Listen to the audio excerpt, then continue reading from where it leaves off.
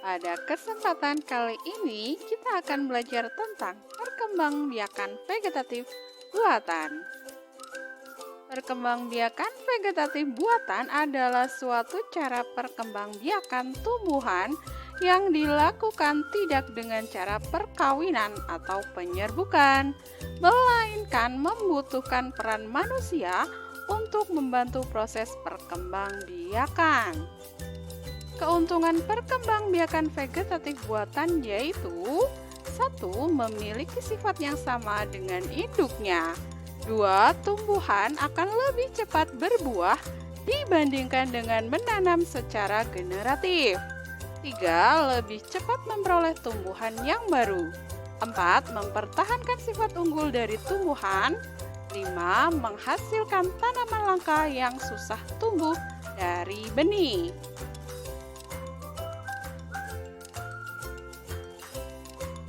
Cara perkembangbiakan vegetatif buatan yaitu: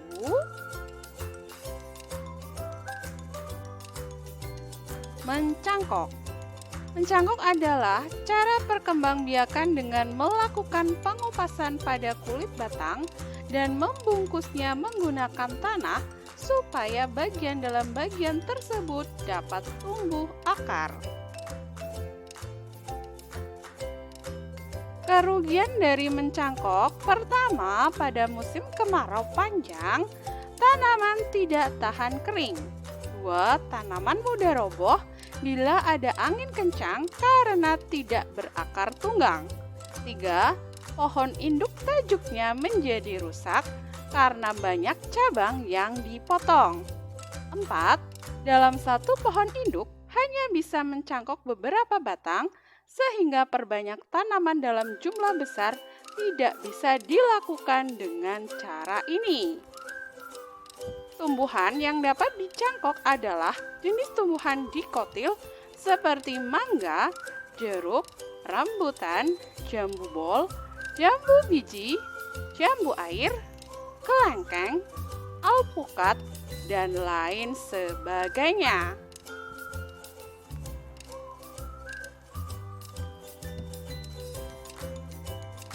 Setek. Setek adalah perkembangbiakan dengan menggunakan potongan bagian tubuh itu sendiri. Setek bisa menggunakan batang dan daun.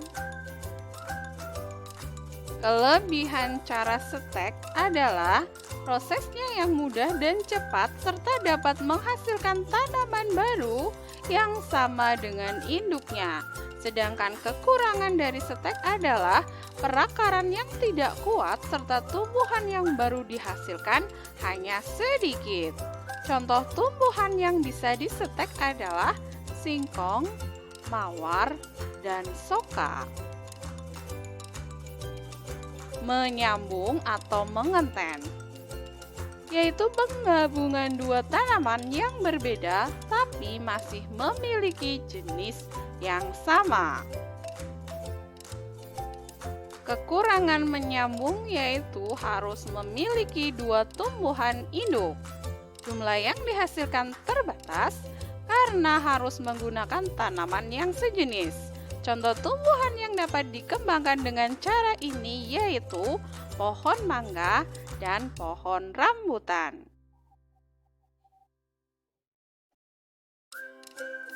Okulasi atau menempel, yaitu menggunakan mata tunas pada proses penggabungan satu tanaman dengan tanaman lainnya. Kelebihan dari proses okulasi adalah proses perkembangbiakan dapat dilakukan dengan cepat serta memiliki sifat tumbuhan yang lebih baik. Namun, okulasi memiliki kekurangan yaitu tingkat keberhasilan rendah. Contoh tumbuhan yang bisa diokulasi adalah pohon mangga, pohon rambutan, dan pohon nangka. Merunduk. Kelebihan merunduk yaitu sifat tanaman yang dihasilkan sama dengan tumbuhan induk. Sedangkan kekurangannya adalah hanya menghasilkan sedikit jumlah tumbuhan baru. Contoh tumbuhan yang dapat dikembangkan dengan cara ini yaitu stroberi, arbai, dan apel.